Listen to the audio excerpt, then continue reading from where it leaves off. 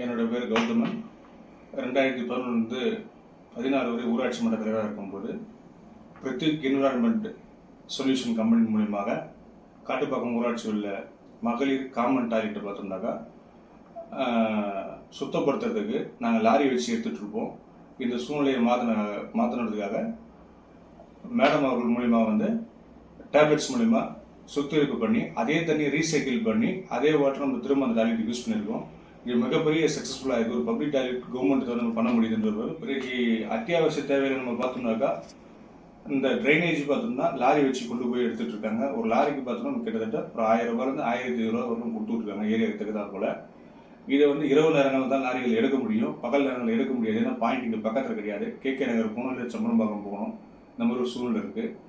இதை மாதம் ஒரு அப்பார்ட்மெண்ட்டில் பார்த்தோம்னா ஒரு 10-20 வீடு இருக்கிற இடத்துல 50 வீடு இருக்கிற இடத்துல பார்த்தோம்னாக்கா ரொம்ப சிரமப்படுவாங்க. தினசரி இருக்க வேண்டிய சூழ்நிலை வரும்.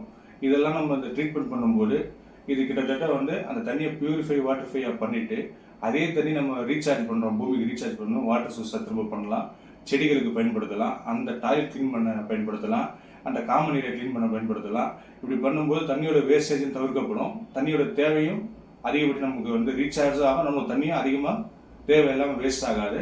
இது பொல்யூஷன் லெவலில் நல்லபடியாக இருக்கும், ஸ்மெல் இருக்காது. நான் அந்த வாட்டரை கிராம சபாலேயே அதை அப்ரூவல் பண்ணி கொடுத்துருக்கோம். மீட்டிங்கில் கிராம சபை கொடுத்து ஒப்புதல் கொடுத்துருக்கோம். அது சம்மந்தமான வீடியோஸ் ஃபோட்டோஸ் எல்லாமே இருக்குது. இதை பப்ளிக் டாய்லெட் முதல்ல எப்படி இருந்துச்சு, இந்த தண்ணியை ஒரு வாட்டர் கேனில் எடுத்துகிட்டு அதை ரீசைக்கிள் பண்ணிவிட்டு அதை ஒரு வாட்டர் கேனில் எடுத்துகிட்டு இதை வச்சு நாங்கள் கிராம சபையில் இதுக்கு ஒப்புதல் கொடுத்துருக்கோம்.